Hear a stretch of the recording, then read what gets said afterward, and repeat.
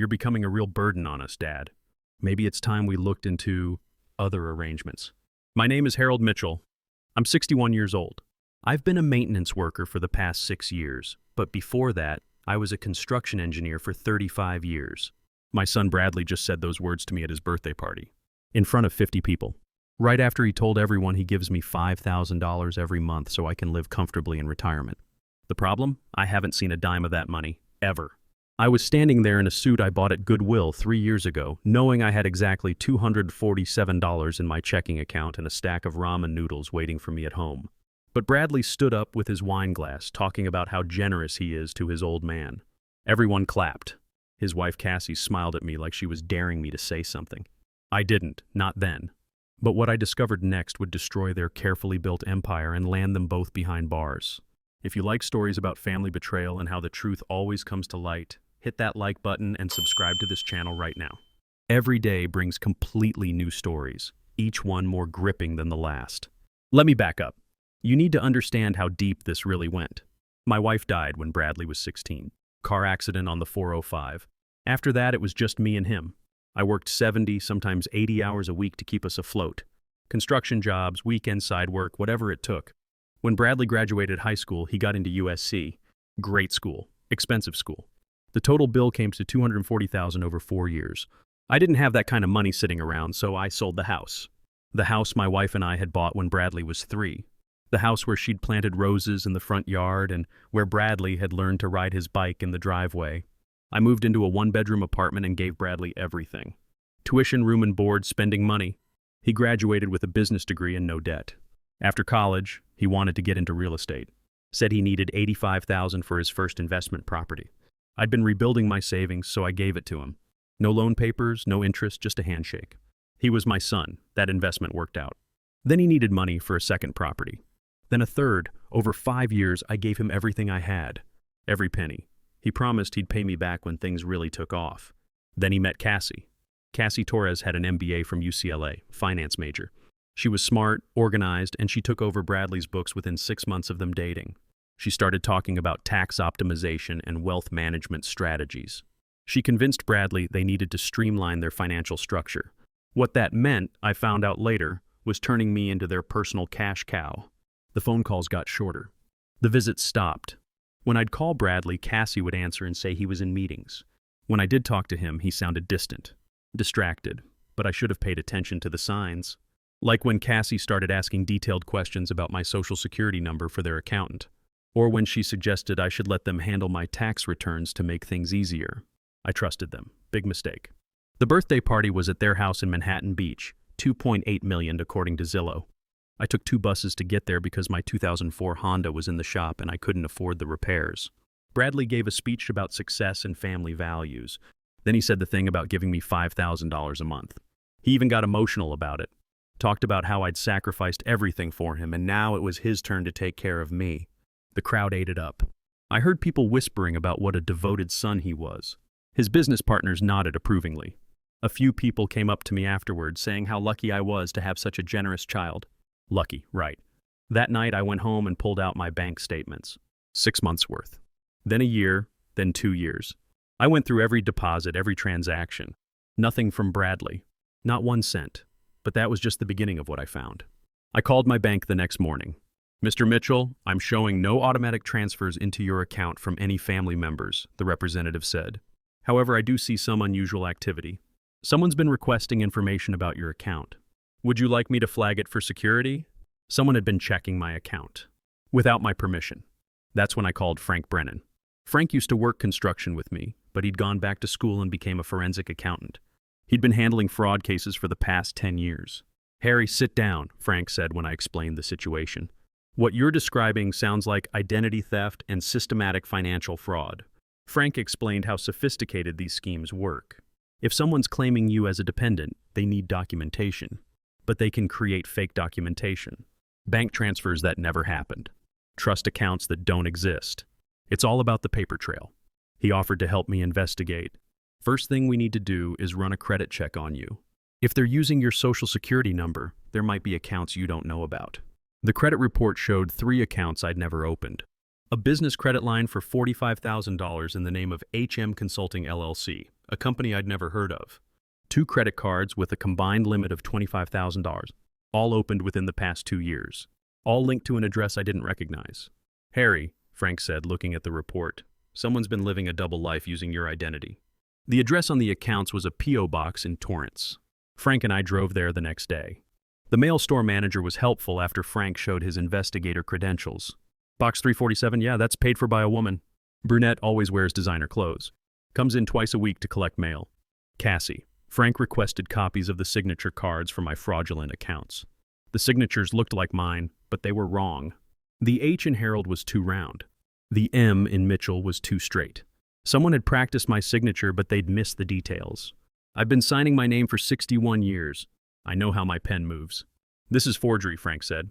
Federal crime. But we need more evidence. That's when we got lucky. Frank had a contact at Bradley's bank, another forensic accountant named Sarah Chen who specialized in business fraud. She couldn't give us specific information, but she could tell us if there were red flags. The account you're asking about has been flagged for unusual activity, she said carefully. Large cash withdrawals that don't match the reported business income. Transfers to accounts that don't appear to be legitimate business expenses. Sarah suggested we look into something called Mitchell Family Trust, an entity that had been receiving regular transfers from Bradley's business account.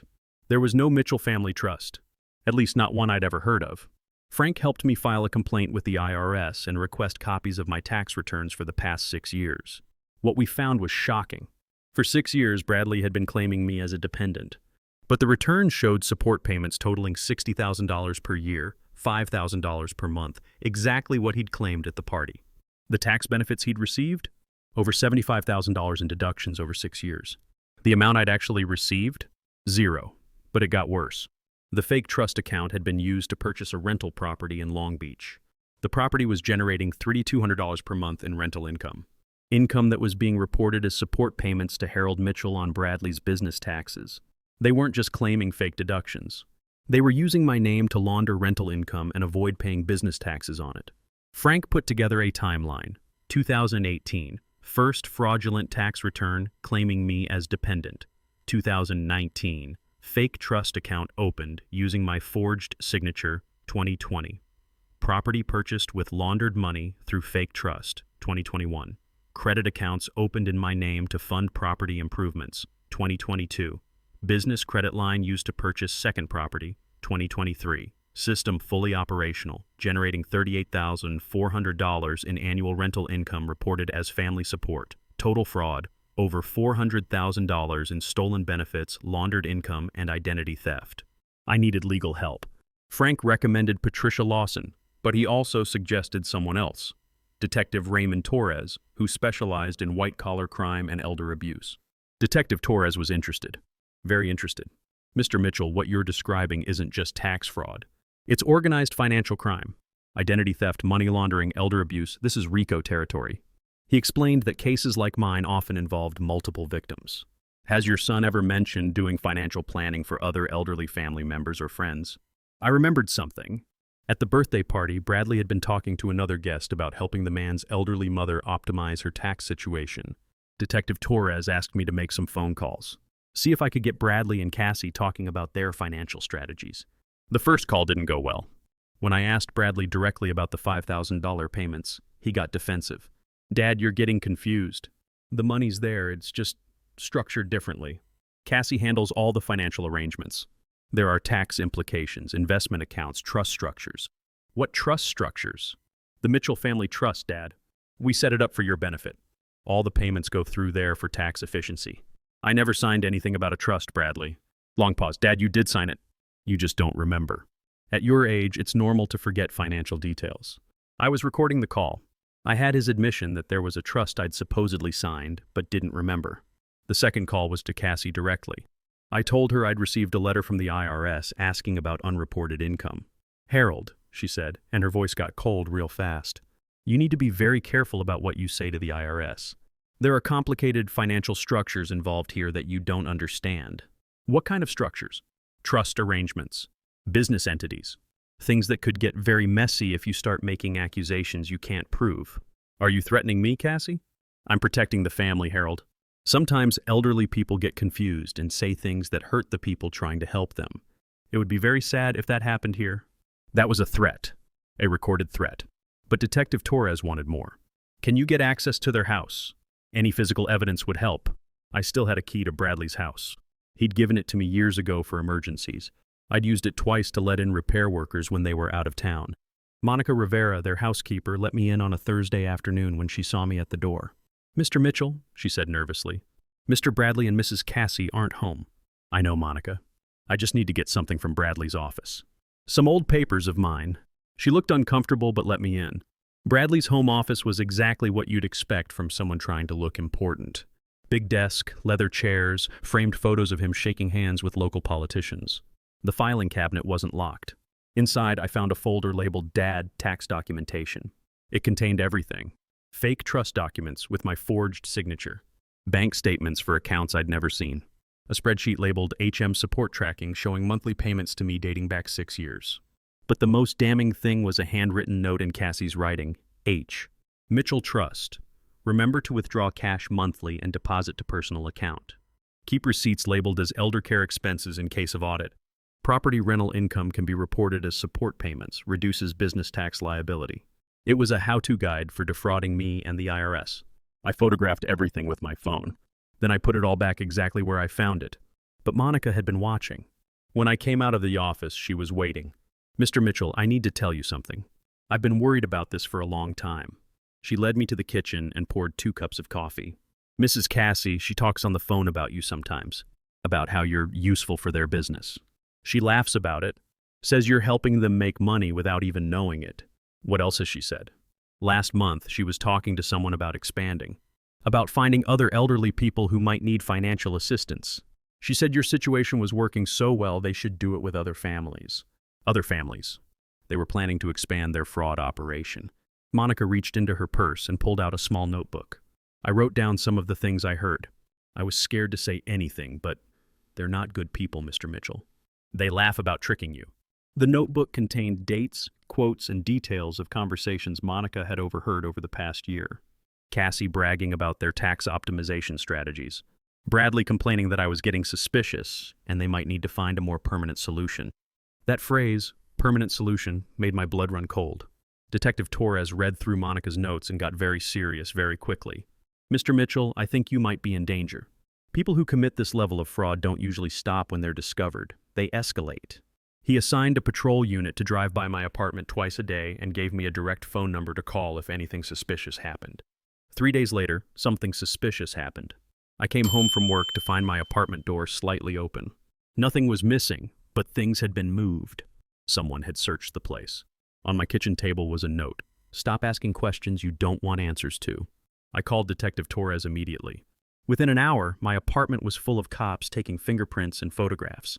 "They're getting desperate," Detective Torres said, "which means we're close. But it also means we need to move fast." Patricia Lawson filed an emergency restraining order against Bradley and Cassie. She also filed complaints with multiple agencies: IRS Criminal Investigation Division, California Department of Justice Federal Bureau of Investigation for interstate fraud, Los Angeles County District Attorney, California Department of Social Services, elder abuse. But we weren't done gathering evidence. Frank had been analyzing the financial records I'd photographed. What he found was even worse than we'd thought. "Harry, they've been doing this to other people. The rental properties they bought, they're all owned by fake trusts named after elderly relatives. Martinez Family Trust, Johnson Family Trust, Peterson Family Trust." He'd traced the pattern. Bradley and Cassie had been systematically defrauding elderly family members and friends. The total scope of their operation was over $2 million in stolen benefits and laundered income. Frank called it the family trust scam. Use elderly relatives as fake dependents, create trust accounts without their knowledge, funnel business income through these trusts to avoid taxes, then use the elderly person's identities to open credit accounts for further investment. "They're running a criminal enterprise," Frank said. "This isn't just tax fraud. It's organized crime." Detective Torres agreed. "We're going to need to coordinate with federal agencies. This crosses state lines and involves multiple types of federal crimes." That's when I decided to go public. I'd been thinking about it for weeks. All these elderly people being victimized. All these families being torn apart by greed. Someone needed to speak up. I started a blog called The Invisible Victims. I wrote about what had happened to me, but I didn't use names initially. I just told the story of how a father's trust had been weaponized against him. The response was immediate. Within 24 hours, I had emails from dozens of people with similar stories. Adult children claiming elderly parents as dependents without providing support. Trust accounts being opened without consent. Identity theft disguised as family financial planning. One email stood out. It was from Maria Santos in San Diego.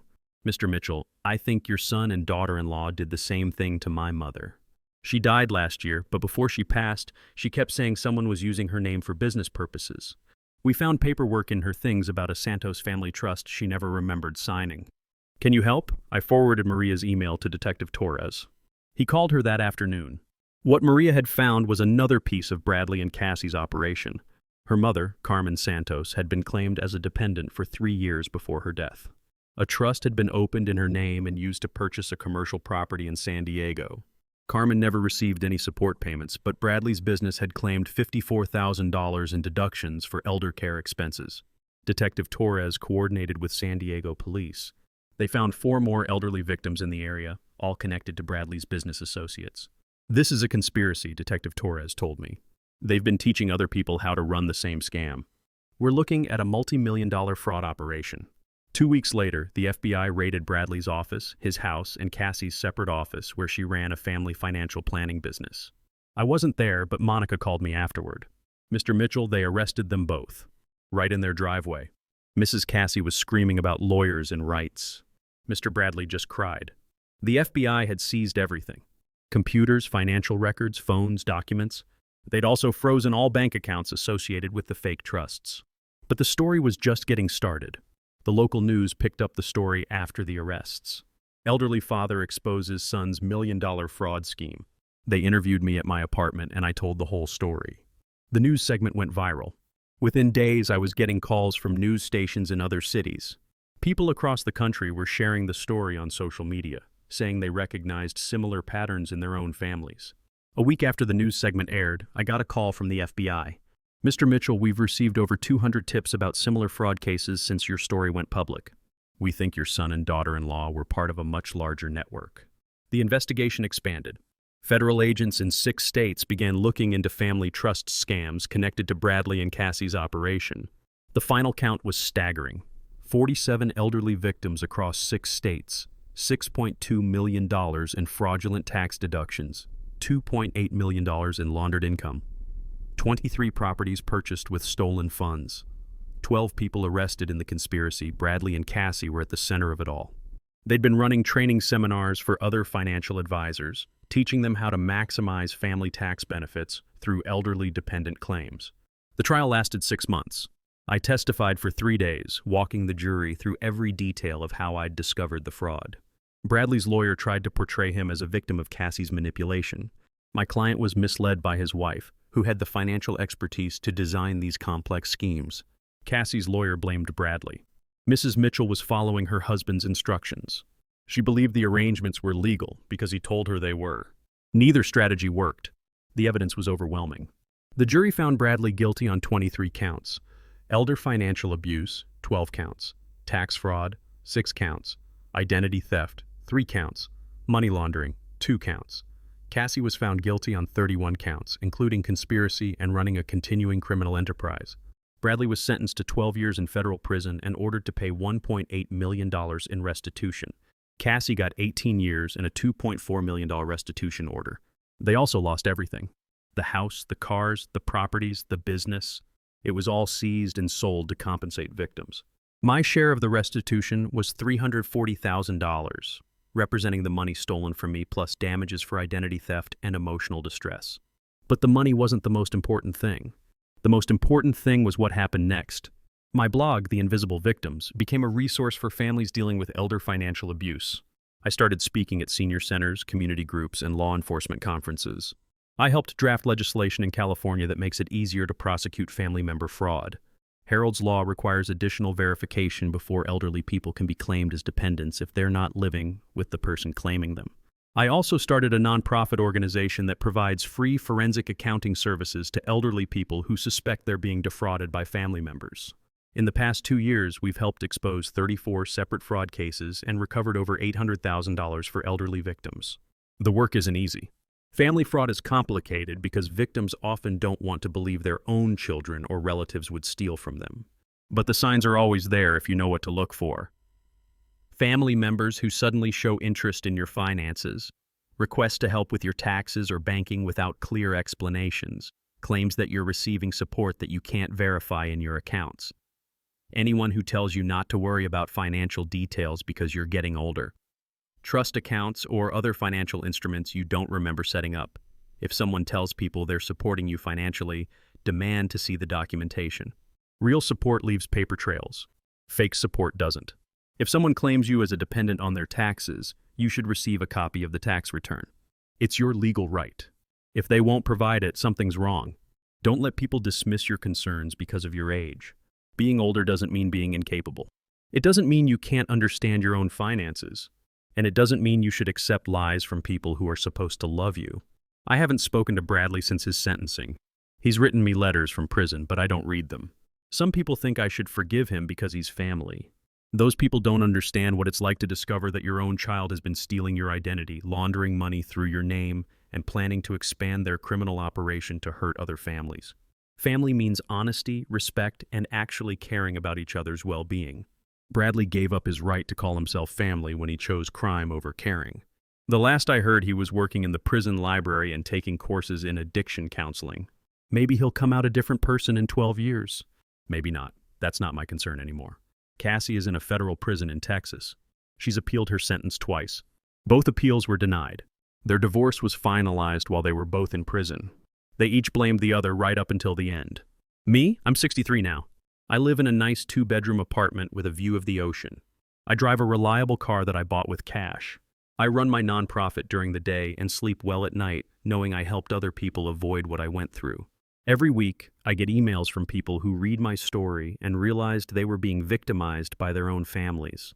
Last month, I helped a 78-year-old woman in Phoenix discover that her son had opened 7 credit accounts in her name.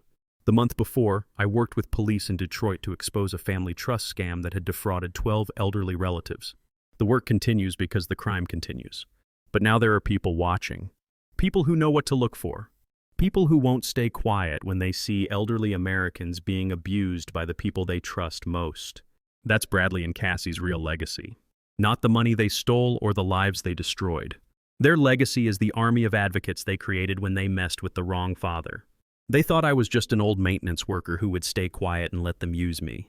They were wrong. I was an engineer for 35 years. Engineers solve problems. And Bradley and Cassie were definitely a problem that needed solving. If you enjoyed this story, hit that like button and let me know what you think in the comments. And if you haven't subscribed to the channel yet, subscribe and ring that notification bell to get alerts about new stories like this one. Thanks for watching, and I'll see you in the next video.